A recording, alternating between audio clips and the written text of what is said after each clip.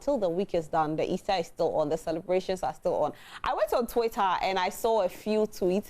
You can tweet us as Joy Prime TV. Make sure you use the hashtag Prime Morning. My name is there. Rosalind Fairley, of course, MFR is there, and KMJ is there as well. Just tweet at us. Let us know what you did this festive season. Now, at Multimedia, we made sure we served the less privileged.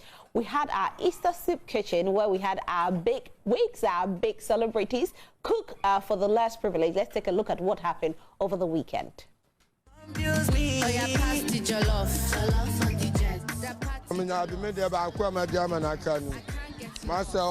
And that is a satisfied susu box maker at the Malamata market. He had just finished consuming a pack of the Easter soup kitchen jollof rice. The meal made his evening. I got some of the food. It is very delicious. You have done so well for us.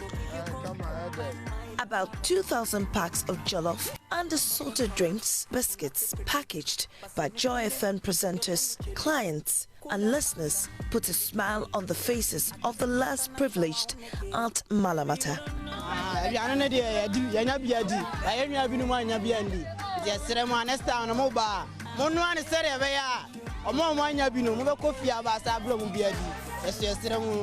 After a 2-year-long break, Lexus, Sammy Folsom, Kofi Hayford, Bredash, Hagler were just a few of the many presenters who eagerly made the return of the Joy FM Easter Soup Kitchen a better one. We've been cutting a lot of carrots, cooking jollof, onions, frying chicken, everything, and it's going very well. I've been in charge of preparing jollof, so this is just a bit of what we are doing. I am in charge of one set of it, and I think it's going well so far. As you can see, some are cutting vegetables, others are, frying the chicken, and others are doing the stew. And so it's a concerted effort. I've been cutting carrots, I've been doing it at home to the point that it felt like it was so easy to cut. I had to grill the chicken and make sure that it was ready for the jollof. And of course, we had to, after everything, pick the chicken out of the stock into the basket. No, it's going well. I mean, like you can tell, it looks very good already, and I'm sure it's going to taste fire. Boys to men jollof. It is going very well. He's a jollof specialist. I'm the stirrer. This is going to be the best jollof today. But feeding 2,000 mouths wasn't an easy task. A great deal of help came from our listeners and clients. My name is Emmanuel Nino Thompson. I'm here to help for the Easter soup kitchen. We are frying some chicken and we are doing some jollof rice as well. My name is Gertrude and I'm Baden. I came to support my son. I'm Mabel Swimsay. Okay. I'm coming from Afram Plains. I just want to see whether everything is real, because I've been watching some of your programs and I want to witness this one. My name is Eldman, so I'm very happy to be here, to be part of this event. My grandson likes catering, so he's participating in it, so I have to come and help him. All that was supervised by professional chefs who ensure the food going out met the best quality. I'm here to help, to contribute what God has given me as a talent to make this whole program a cheerful one. Actually, we didn't start today. We started since yesterday. Yes, so we came here very early in the morning. We went throughout the night, and then we continued today just for the sake of the community and the people. After several hours of cooking and packaging, it was only fair for those who did the work have a nice time. Indeed, Easter Sunday was fulfilling to help serve food to those who couldn't afford it. Mercy Thompson for Joy News.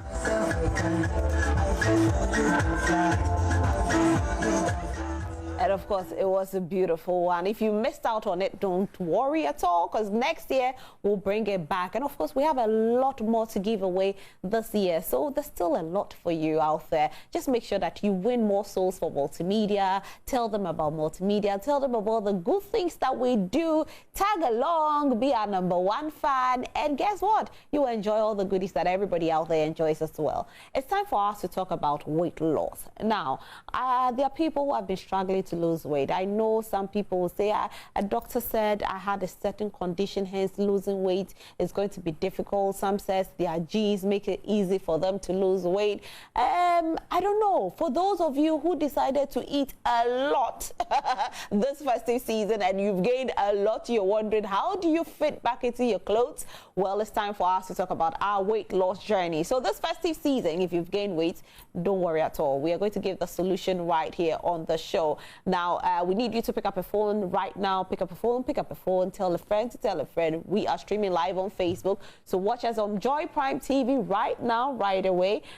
Weight loss journey is what we are going to be talking about. And I have a very beautiful dietitian here who is an expert in weight loss. You should see her. She's very slim as well. Hello, darling. Hi. How are you? I'm very fine. It's good to have you here, Dede Kwajo. Yes, please. Right. Thank you for having me. You're welcome. Now, Dede, I know when we talk about weight loss, and it's one thing that Ghanaians do a lot. Everybody says, I want to be slim. Everybody, I don't know why. Even the slim person says, I want to be slim. The big wants to be slim. The people who are, everybody will say, oh, they are okay, proportional, want to be slim. So when we talk about weight loss, what is the first thing that one needs to consider if the person wants to lose weight? So when you want to lose weight, you have to have a starting point.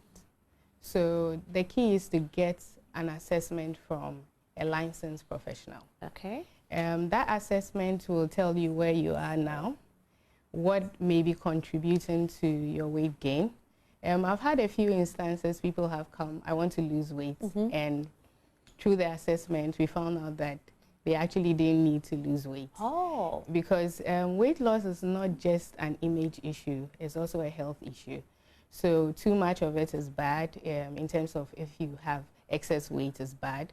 If you have less than required to is bad. So the first thing one has to consider is to ensure that you get an input from a professional. And then we have to make something that is realistic. What are your goals of weight loss? Someone will come and say that I want to lose 10 kilos in 2 weeks. That is not possible. And in terms of your health, it's not even good for you. Right. And aside that, is it sustainable? What do you have in mind? Is it just for 3 months, just for a year? Are you just doing it for maybe 2 weeks because you want to go to a program and then you have to fit into your dress? So we need to consider all that and then get something that will best suit you in terms of your weight loss program. Now, talking about the assessment, what is it that you look at in assessing the person to make sure that this person needs to lose this number of kilos or this person doesn't need to lose at all? So in as much as you can get 3 people who are heavy or have excess weight, they are all individuals. And the key to a sustainable weight loss program is to take the person as an individual. So that is what calls for the assessment. So we look at first physical parameters. What is your body size? What is your body frame? So we are looking at your height, and then we are using that to gauge your weight. And then we are looking at your activity level. 2 people may not be the same. Somebody would have a highly active lifestyle, and another person would not. And then we are looking at your eating pattern. What are your favorite foods? What is causing your idea of a good health plan? Are you somebody who likes late eating and late night eating? Are you someone who favors very high calorie foods like fatty foods and sugary foods? So all these things would come out during the assessment that we give you. Right. Yeah. Now, we've often heard that women lose weight faster than men do. How true is this? Does weight loss come with the whole metabolism of the human being? Yes, it does. And actually, research has said it's the other way around. Okay. Because women, through our physiological makeup, we actually store more fat than men. And then when it comes to men, they have what we call the lean body mass.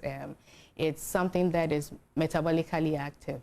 In other words, it allows them to lose weight faster. Okay. So if you had a man and a woman undertaking a weight loss program, science says that maybe in the first 2 months, the man is likely to lose weight faster than the woman. And then maybe after that, they all get to the same level, just because of the physiological makeup Right. The difference between the man and then the woman. So for those of you at home who are always competing with your husband, saying that my husband is losing weight, I'm losing weight, my husband is not losing weight, well, it's the other way around. The man will lose faster than the woman will. During the initial stages, but as the months progress, it's going to be the same playing field. There's no. Oh, okay. After how long? We are looking at research says somewhere after 2 months. But you know, as I say, these things are just like general guidelines, but it varies from individual to individual. So you could have 2 men who you are undertaking a weight loss program with their wives, and it may not go according to plan or what you expect. For you know, the woman may lose the weight faster than the man. But generally, we expect the man to lose it faster because of their lean body mass. Now, talking about that as well, you said some women also lose weight fast. Now, again, is that supposed to be genetic, or is a skin type, or what is it? So there are a lot of things we consider that play a role in weight loss. So we have the caloric intake. So you have 2 women, and one is having high energy foods and an intake of high energy foods. So the person it's like a balance. What you take in, you should burn it. If not, it is stored. So you have one lady taking in more and not burning more. And how do you burn it? By being active. So you could have 2 women starting the weight loss journey, but one is not as active as the other. So it's not just one factor you look at. You look at various factors, and then all these things play a role. So that's what we look at. It's not, you can't just pinpoint one thing. For example, it's not the skin type? It's the skin type, not some really. people say when your skin is soft, you lose weight quicker than somebody who has a tough skin. Oh, that's interesting. Well, then we may look at it in terms of maybe hydration. Okay. Because when someone stands on a scale, it's not just the fat stores that is reflecting. We have the water content of the body, we have the bone mass and all that. So it's likely that maybe someone has more water in terms of taking in more water. And at that particular point, that was what reflected when they weighed. So when it gets out, then you see the difference. But I've not really heard particularly about the skin type. Okay. I'll look into that. Maybe there's something. I think so. There's something there as well. I think so too. Okay, so let's talk about the health aspects as well. Often we've had people who have, especially with the ladies, I think, is it PCD? Yeah, PCOD. PCOS. PCOS, yes. PCOS, yes. Yeah. The ladies who have PCOS have issues or struggle to lose weight. We've also heard that people with thyroid struggle to lose weight. How true is it? And give us more details into this. Yes, it's true. So there are physiological factors or certain conditions or even certain medications that make it easier for the person to store or gain weight. So you spoke about that. So that's like a physiological problem, a health condition that makes it easier for the person to gain weight. So we look at that.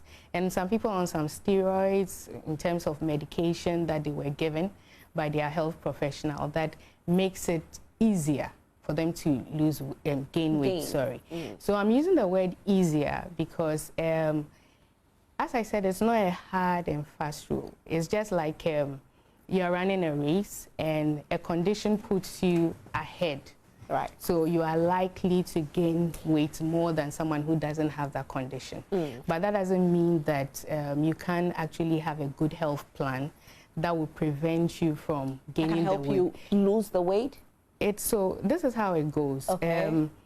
The health condition is making it easier for you to gain the weight. Okay. So it will be more challenging just using the diet alone to actually lose the weight. But it doesn't mean it's impossible. Okay. So that everyone can still be on a good dietary intervention plan that will help you lose weight. But it will be more difficult for some people because of their underlying conditions. So in a case like that, let's say somebody watching us at home has thyroid, or the person has PCOS, and the person has been struggling to lose weight. What would be your recommendation for the person in the weight loss journey? So the first thing is to see the professional. So in this case, let's say a dietitian. As I said, it still boils down to how much you're taking in terms of your calories.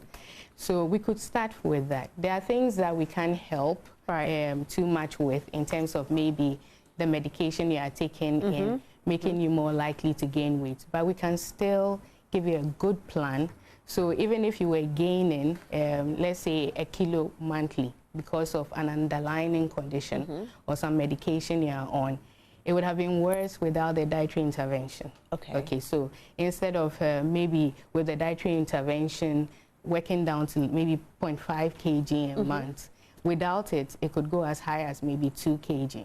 So there's still a role that your dietary intervention can play. Yes. So I know someone personally who has PCOS. She doesn't eat much, but she's still big and she's been trying to lose weight for years. She's seen a dietitian and everything, but still. I'm speaking for people at home, and I know, somebody like that, what would be the best way? Should a person go for a gastric bypass before the person can lose weight, or the person can just diet over the years, a very long period before the person will lose weight? So the gastric bypass will be a highly drastic intervention. So we have to look at other options before we get there. So definitely that would not be the immediate intervention. Yes.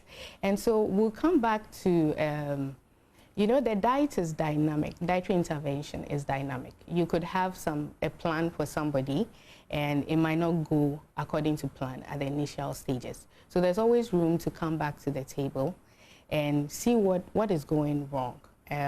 It's interesting. People sometimes, from my experience with clients, they don't tell you the full story. I've heard people say, I'm sticking to the diet plan, and then when you start getting the feedback, you hear all sort of interesting stories. Are you having your meals at the right time? Oh, I am. Then what time did you have breakfast? And then you find another story that it was actually late eaten. So it's good to come back to the table and let's have a reassessment. As I said, you may have plans for your clients.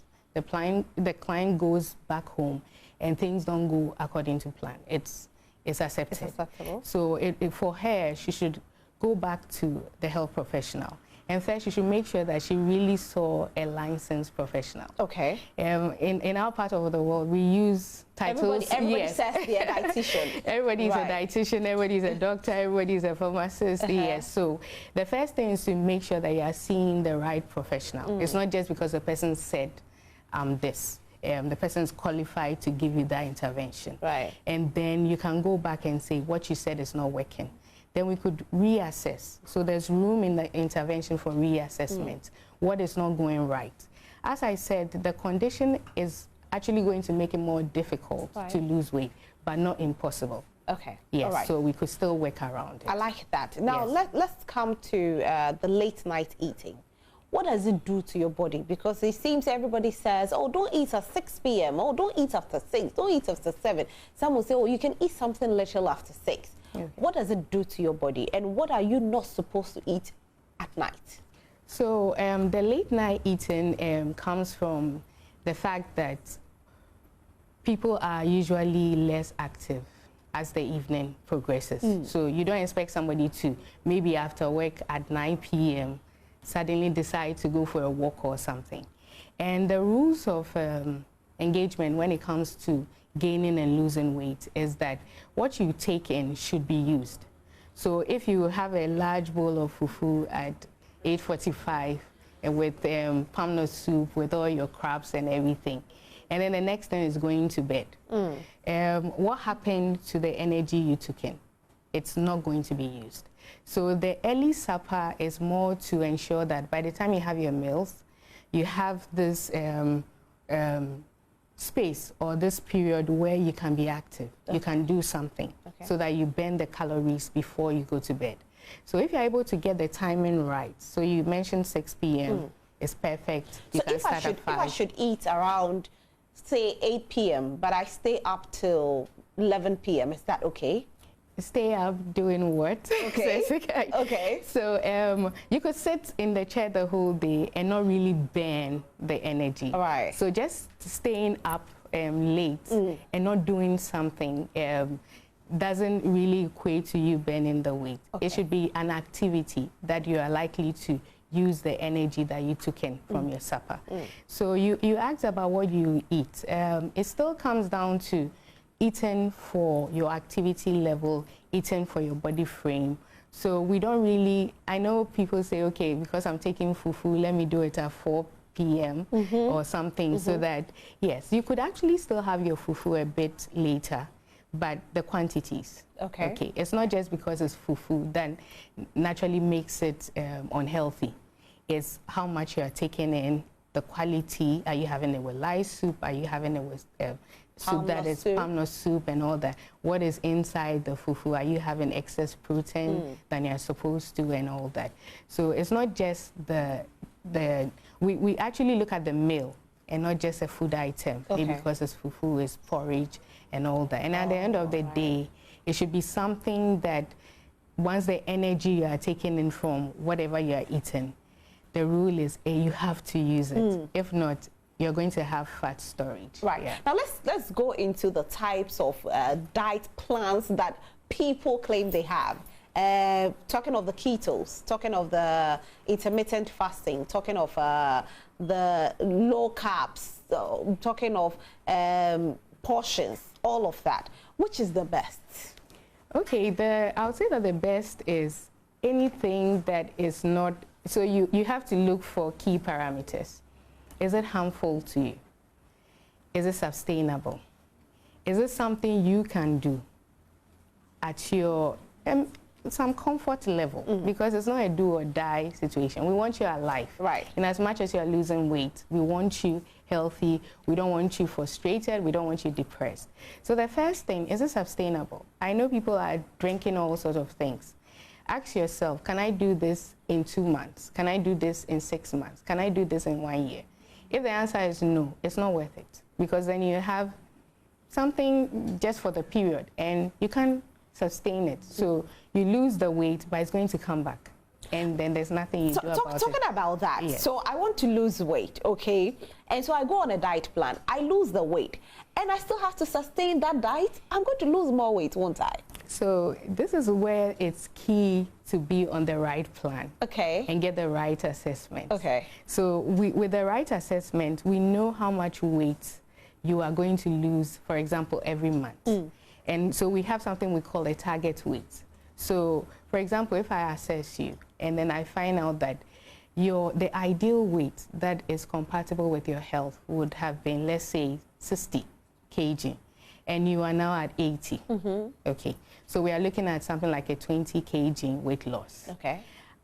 This can be spread even over a year, and you will not even notice you are losing weight. Okay. Because it's at a comfort level. We are doing your normal meals, but we are controlling your caloric intake. Caloric intake is just the energy value. It's important because once you are taking more and not utilizing it, that's where there's a deficit, and then you store your fat. So when I lose to get to my desired weight loss, that's 60 kilos, what happens? Do I now eat normal, or I stick to that was making me lose the weight? Okay, so here's the interesting thing. So at 80, actually you would not have been eating normally, for a lack of a better word. Let's put it in quotes. Because then to get to 80, your meal plan will not have been right for you. Are you getting that? I get you. So for all you know, let me use some amount of foods so that you can get the picture. Let's say you're having 2 bowls of kinky, and that was what was, and you were using only 1. So now what is going to happen is that we're going to come back to what you were supposed to be taking in the first place. Okay. So once we create that deficit, that is where the body will now be trying to balance and giving you the weight. So we are at that place. And then what happens is that you're now on the right weight, dietary plan for yourself. Okay. So we're actually just coming back to where you should have been in the first place. All right. So there's nothing too drastic. Nothing too drastic. I want you at home to join this conversation. Of course, I know you have a lot of questions to ask the day, and so please call in and ask the questions. The number is on your screen. Call us, call us, call us. All the questions you want to ask, she's right here to answer them. But when does the gym come in? when is it right for you to now say, I want to hit the gym? Okay, so the gym just falls under us trying to increase your physical activity. So it's not just the gym. Anything you're comfortable with. If you want to swim, if you want to walk, if you want to skip, if you want to jog, if you want to run, it all falls under your physical activity. Okay. So what we are trying to do is let the body know that we require it to give up the fat by working. So we raise your activity level so that the body will say, okay, you are doing much more work than you were doing. So let's bring something from the body to help you so that you're able to work. Right. So a good diet plan goes hand in hand with exercise or physical Not activity. necessarily the gym. Not necessarily the gym. Okay. Now let me ask you this about those who take the supplements to lose weight. You know, there are pills, weight loss pills, flat tummy teas, and all of that. Is it advisable to take it, especially if you're on a weight loss journey? Okay, I would say I'll come back to the key word, sustainability. And then the other key word is safe. Okay. Most of these things, they may appear to be okay. But this is the interesting thing. It's not everything that is good on paper that is actually good for you. Because as an individual, you may react to something that should have been good. They have written on it that it's good. So what happens is that we found out that these things, one, they are not sustainable. How long are you going to drink that tea? Is it 6 months? After a while, you'll be fed up of the taste. The second thing is, what is it doing to your body? Most of these quick fix sort of weight loss plans, you find out that it compromises safety. People then have issues with their liver, people have issues with their kidneys, and it's not worth it. You want to be healthy, and then you now have major issues that didn't make your journey something that was worth it. Wow. Yeah. Let me answer this call. I was thinking of buying a flat tummy tea, but you just changed my mind. Hello, good morning, Benjamin. You're calling from Kwaswa. Yeah. Hi, Benjamin. Yeah, I'm I can hardly hear you. Yeah, I have a pot belly. Hello? I don't know how I can go away with this pot belly. I can't hear a thing. Hello? Yeah, can you hear me? No. I said I have a pot belly, which I'm You said you have a pot belly? Yeah, which I was trying to do away with.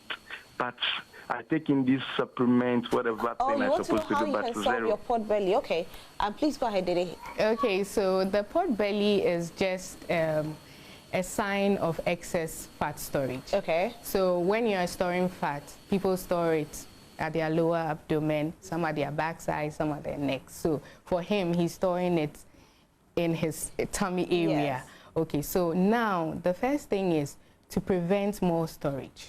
Okay. So that is why we need the assessment, because then it could be from anywhere. He could be making poor food choices. He could be having very high fatty meals, sugary products. People take a lot of alcohol. Yeah. And alcohol is a substance that is easily stored as fat. Okay. So through the assessment, we're going to find out, is it coming from his choices? Is it coming from his timing of meals? Maybe he's having late night eating, so he's not really burning the energy he's getting from his food. Or is he not active?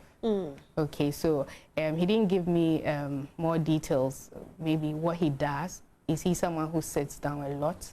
So as part of it, we'll talk about activity. I think he's still here. Yes. Hello? For what I do, I'm an electrical engineer. I used to be on the field and a lot of sweat every day, burning the fat and those stuff. So I was thinking, maybe this fat might be burned within a short period of time, but still the belly is still coming up. And I want to ask, can fasting also take off this pot belly? Okay, so what I'll tell him is that he thinks he's losing the energy or he's utilizing it. It may not be so. Somebody may have 5 balls of kinky, and all the walking he or she did just utilized 3. So just because he's active is good. From what he says, he's highly active. Now we have to look at how much he's taking in terms of the energy from his food. For all you know, he's having actually more than he's using. So then we have to work on that and bring the balance. Fasting or starving yourself actually doesn't work too well. The intermittent fasting? For some people, okay, this is what happens. When you drastically do something, the body fights back because it thinks that you're in a state of stress. It has to help you. So what happens, it does other things like makes it easier for you to now store fat, raises your hunger signal. So you even see water and then you're so hungry. So the best thing is not to do drastic things, like saying you're going on a 5-day fast and not eating anything. You may lose the weight, but it's going to come back in vengeance. So for those who do the keto as well, some people say there are some health implications with that. Is that true? It is. I tell people that whenever you are fighting against the body, it doesn't work. So for the keto diet, you have to flip. Now use the body's preferred source of substrates or energy, that is the carbohydrates. You flip it and now you go to the less preferred option, which is the fats. When you do that, you kind of confuse the body. So you have to do a major intervention by switching what the body was originally doing. So I tell people, your body knows best. Why is it preferring that you use carbohydrates? Then you decide that I would rather use fats for energy. Definitely there are going to be health implications. So they tell you about keto rash, they tell you about confusion, and unfortunately for some people, that's why I said it's an individualized plan. Someone may be on a keto diet and get away with it, and you go on it and then your organs just fail you. So we always shy away from these drastic sort of diet plans or dietary interventions that take too much from the body. It's likely to actually give poor health outcomes. Right. So now, what is it with this, the lemon warm water, first thing to take in the morning before your day starts? Tell us about it. In fact, it's the first question I always ask my clients when they tell me they're on it. So I ask, why are you on it? Why do you want to do it? So the school of thought is out there. I say that lemon is healthy. It's rich in vitamin C, so definitely it's not harmful. But if you think that is what will burn fat, it would have made my job easier. But it doesn't burn the fat? You know, that's why I said fat storage is a complex thing. It's not as simple as it looks. And maybe the lemon, in terms of appetite and other things, may contribute. Can we hold that thought Yes, and then pick this call, then we talk about it, okay? Hello, good morning, Asante. You're calling us from Doma. Morning. Yes. Morning. How are you? I'm good, and you? Fine, thank you. Let's hear from you. Okay, I want to ask. I'm young. I'm just 18 years. But I'm young. I just have 18 years. But I have big belly. I don't know whether it is inheritable because my father too has. So I'm asking, how can I lose that? Okay. All right. Do you want to ask some questions before he goes? Oh, I can take it. Okay, all right. Oh, okay. So there's a genetic component to weight loss and weight gain. Okay. And we can't take that away. So some things run in families. But the good news is that the genetic component is not 100%. So just because your parents are heavy or it runs in your family, it doesn't mean automatically you don't have any say in it. What he's saying and what most people don't look at is the family eating pattern. Because what happens is that if in the house they cook the same way, he's going to learn it and cook and eat the same way. So you see in a family, it runs that they are making poor dietary choices. And that is what is actually contributing to everybody having an issue with maybe a pot belly, excess weight. It's not really the genetic component. So right, it's what they are eating what they are eating in the house. So right, let me answer this call from Clement. Hello, good morning, Clement. Good morning. Yes, how are you? I'm doing well, and you? Fine, thank you. Let's hear from you. Okay. I'm calling from Kumasi. Okay. Thank you for the very insightful program that you are giving to us this morning. Thank you. And my question has to do with some of us, we are not all that fat. So at what point do you have to visit facility to know that we need to lose weight? Or is there something that we can do physically or practically at home that will maybe help us to visit maybe facility to check whether we need to lose weight or not? Since we don't have possibly, we don't have issues right now. So that's my question for now. All right, thank you so much. Thank you. Let me answer this call and then we answer this one, okay? Hello, good morning, Amma. Good morning. Hi, you're calling us from Dancerman. How are you? Yes, I'm good, and yourself? I'm fine, thank you, Amma. Let's hear. Okay. I want to find out from the dietitian if indigestive, as in having a bad digestive system, disturb your weight loss program. For instance, lack of visiting the loo most often, you know. Okay, Amma. Hello? Yeah. Okay, so you want to know if it can affect your washroom system, right? Exactly. All right, okay, thank you. Didi, you have two questions to answer. Let's start from the Kumasi. Okay. He says he's slim. Yes. So I have good news for him. Okay. A dietary intervention can be preventive and curative. Okay. So the preventive aspect is we don't wait for you to have issues before we try to sort you out. So he can see a health professional now, sit down, actually look at his lifestyle, his eating pattern, and if there's something that may show up later, we just tackle it then. Okay. So he can, even now, assess a health professional, a dietitian, and then try to see. It's interesting, for some people, let me give you a scenario. Some people are doing the wrong thing, in quote, now, but it's being covered by the body. What's that wrong thing? So, for example, I have instances where people are having a lot of caloric intake. They are eating more than they should. But that person doesn't have a car now. So it's actually walking to the roadside, struggling for, so activity level is high. As soon as the person gets a car, on that high intake of the calories, you see within a few months, the person becomes heavy. Oh, so it's stored. It's stored. The calls are coming in. So Amma will answer that one. Let me answer this call. Hello, good morning, Patricia. Yes, hello, good morning. Hi, how are you? Fine, thank you. Fantastic. Let's hear from you. Yeah, I just had a baby about 2 weeks ago, and I gained so much weight. I want to know the right diet that I should take up to be able to lose my belly fat and the fat around my arms. And I don't know if it's right to start dieting right away. Just do it after delivery. After having a cesarean section. Yeah, that's my question. All right, thank you so much. Let me take another call. Hello, good morning, Tricia. Hello, Tricia. Hello, Tricia, can you hear me? Hello? Okay, it looks like the call is not... Okay, so now let's answer Amma. Okay. We answer the next one. So the one about the digestive system. Yes, a good diet actually maintains your integrity, the integrity of the gut. So if you're having fiber-rich meals, it all comes down to your diet.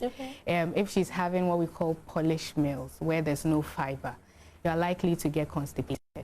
So it has an implication on the gut health, what is happening at a particular time. With someone like that, she needs to take in more fiber meals. So that's where I always come back to the assessment, because then without that, you can't tackle the person as an individual. Because two people may come with the issue of constipation and it's different. One may not have enough water, one may not be having fiber, it may be both. So by getting that recall, trying to get a pattern of what the person has been doing, you easily identify the problem. But definitely your dietary intervention or your dietary goals has an implication on your gut health as well. Yeah. Okay, so the new mom. The new mom. Congratulations to her. Yeah. So that's the first thing. Okay, so actually fat that is stored during pregnancy should actually be burnt when you start actively breastfeeding. there's actually an aspect of fat that is stored during pregnancy, specifically for breastfeeding. Okay. So the right trend should have been when you start breastfeeding, you should start losing the weight. You should start losing weight. Interestingly, in Ghana, we breastfeeding mothers overeat. I like yes. interestingly in Ghana. Interestingly, and other places. I'm saying Ghana because we take very good care of our mothers when they deliver. So there's this pampering. She's not allowed to work. She's not.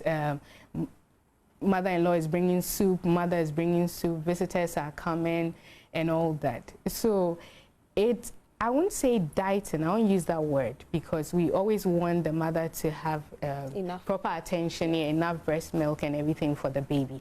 But what we can do is have an assessment, once again, to see whether she's having the right amount for this breastfeeding period. All right. So that overeating, we can tackle that. Okay. And if we're able to do that, she should, as the trend suggests, be able to, if she's exclusively breastfeeding, to be able to burn the fat that was actually stored for the breastfeeding. Right. And then maybe lose a bit of weight as well. Okay, right. Hello, good morning, Agnes. You're calling from Ashaiman. Hello, good morning. Hello, good morning, Agnes. How are you? Fine, thank you, please. Great. Can you please lower the volume on your television set? Okay. Is it better now? It's better. Thank you so much. Let's hear. Okay. Please. Okay. Hello? Yes, we can hear you. Yes, miss. Please, there is something that I wanted to say. I think 4 years ago, I stopped eating meat. It wasn't like I didn't want to eat meat again. Okay. I decided to take meat out of my diet. And I realized that I lost so much weight when I stopped eating meat, just meat. And I wanted to ask the dietitian how meat can affect our weight. And I also want to ask her that I have problems with bloating a lot. I'm a very active person, though. I jog, I do all the exercises, but I realize that I bloat a lot, and it brings this pain into my tongue. So first of all, I want to ask how meat can affect our weight, and also what I can do to prevent this bloating. Because as I'm sitting here now, I'm really suffering with it. Oh, wow. Yeah. Okay. All right. Thank you so much. Let me answer this call from Mavis. Hi, Mavis. Good morning. Morning. How are you? I'm doing well. You? I'm fine, thank you. Let's hear from you. Please, mine has to do with my arms around my arms. Your arms? Yeah. Mine has to do with that. And so I want some enlightenment about that. And then the second question too is, how about those taking an apple cider vinegar? But I like to ask a question on the lemon. Yeah, okay. I like to ask a question about the lemon, and I want information about the apple cider too. Thank you. All right, thank you so much. Thank you. You have to help me keep track of the questions. Okay, so the first one was the bloating. She asked 2 questions. If I could be reminded. Let's start with the bloating. The bloating. Okay, so what happens is that there are foods that, once again, as an individual, there are foods that cause bloating in people. Some people bloat when they take milk because of their lactose intolerance. Okay, so she has to identify. So it's something simple she can do. Okay. Does she notice the bloating all the time, or when she takes specific foods? For some people, even yam causes them to bloat. Others, when it's fiber rich. That's true. Yes. So once it's first, you have to ensure that there's not a major problem with her guts. So she could go to the hospital with the complaint, and then a few investigations will be done. If we don't have a major problem with the gut, then the next thing is that we look at her food choices.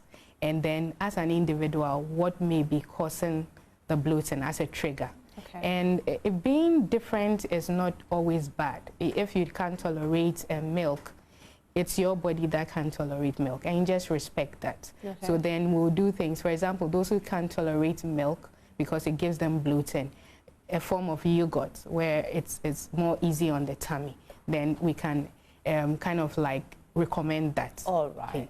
And then she said the arms. But I have a caller. Okay, all right. We have a lot of questions to answer though. Hello, good morning. Hello, good morning. Hi, Tricia. Welcome back. You're calling from Tafo. Yeah. Okay, let's hear from you. My question is, I don't eat a lot, but I'm always growing fast. I don't understand. And even sometimes I can even drink lemon juice just like that, and can sometimes fast. But still, I'm growing fast. Okay. All right. Thank you so much.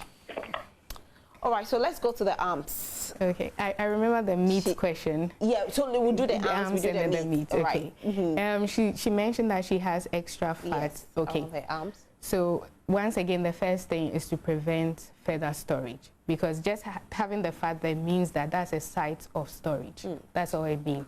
That's where the body is sending. But everybody the fat. has a different site of storage. Some Everybody. people have big bumps. It means their site of storage. Some when the person is growing bigger, you see it on the cheeks. Oh. So everybody.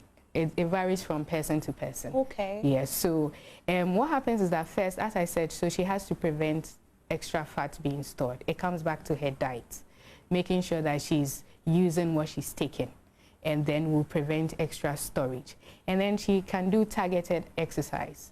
We have all these arm exercises where you specifically burn the fat at a specific area. So she can do that. All right. For the meat. For the meat. So when people say they are taking meat, sometimes you look into the bowl, it's actually fat. Okay. Yes. So meat is likely to come with a lot of fat. So when people are taking meat, sometimes it's just a little portion of the meat and then the whole thing is fatty. And fat can make you gain weight easily. Fat is nice.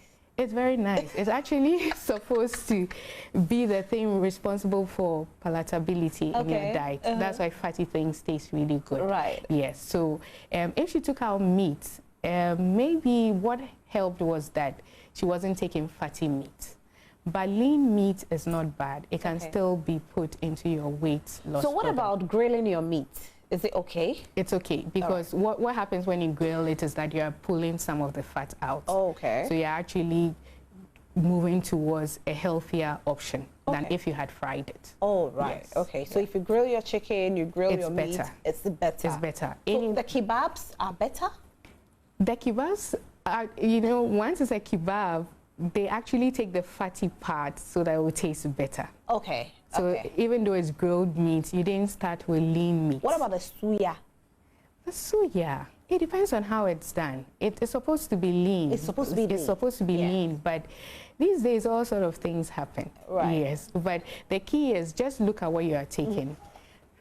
Does it have less fat? Then it's healthier. It's a healthier option. Right. Now let's talk about the apple cider. Apple cider. My question to her, why is she drinking it? Once again, it boils down to why are you doing something? Is it to lose weight? So what's the science behind it? Some of these things, there's actually a science. Some of them interfere with your appetite. Some directly take out the fat from the body. But as I said, does she like the taste? Is it sustainable? And it's very highly corrosive. I don't know when... It can affect your teeth? Your teeth, other things. And it's not everybody who can tolerate it when it gets into the tummy.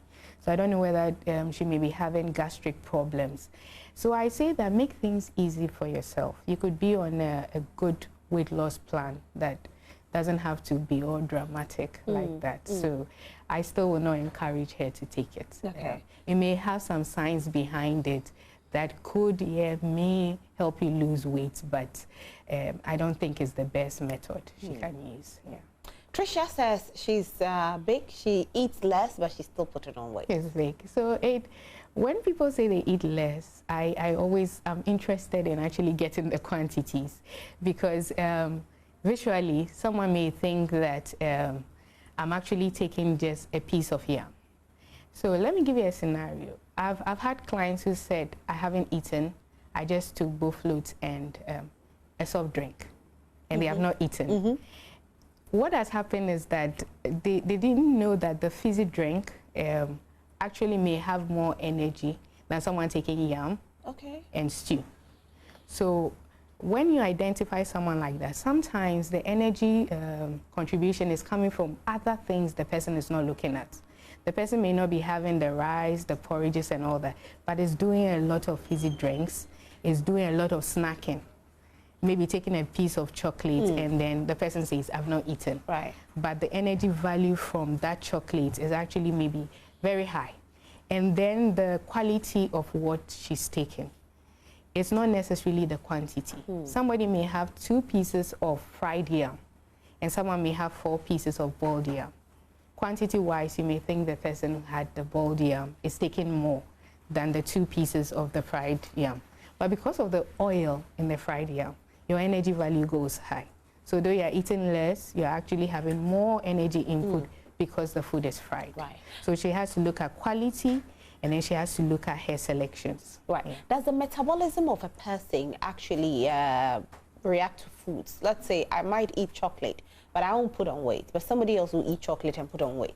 Yes, it's possible. Okay. It's possible because physiologically, how your body treats the fat also helps or also plays a major role. So that people with high metabolism, in quotes, yes, meaning that they kind of utilize the fat faster. It's true. It happens. So you need to know your body type before you eat all these foods, Oh, you right? have to. But as I said, at the end of the day, it still will come down to your choice. There's a point to which somebody who has maybe a high metabolic rate will still override it with whatever he or she is taking in. There's always a point like that. So you may see somebody, okay, doing well initially, eating anyhow and still being slim. Then later on in life, the metabolism kind of slows down and then the person is in trouble. Okay. So whatever you do, you still have to come back to your healthy diet plan. Yeah. What about those? Unfortunately, we don't have enough time, but let me ask my final question. For those who store water, what's the cause and how can they get rid of the water? Because there are people who store water and so they keep on putting on weight. They don't eat much, but because of their water intake, they can't lose weight. So water that is contributing to your weight is actually not bad as in terms of if we relate it to fat that is contributing to your weight. But if you're retaining water, it could be a major health issue. So you really need to see the doctor. It could be a problem with your kidney, it could be a problem with other things. So you're not supposed to retain too much water to have this heavy implication on your weight. Okay. So if you feel as if you are having more than normal of retaining water in your body, it's a health issue. You need to see the doctor about it. Didi, thank you so much. Your final words before you leave. Oh, my final word is just a weight loss plan doesn't have to be dramatic. Yes, and it doesn't have to be unhealthy, and it doesn't have to cause you too much pain. So just get the right intervention at the beginning, and then you'll be fine. Get the right intervention. Those are the words from Didi. Didi, thank you so much for being here today. Thank you for having She's a me. dietitian. Do you want to put your number out there if somebody wants to get in touch with you? Yes. Sure. Okay, so Didi, please put your number out there. So my number is 0244 968 555. Again? 0244 968 555. Thank you so much for being here. You're definitely going to give me a diet plan. I want to. Is there a special diet plan to lose your weight, just your waistline?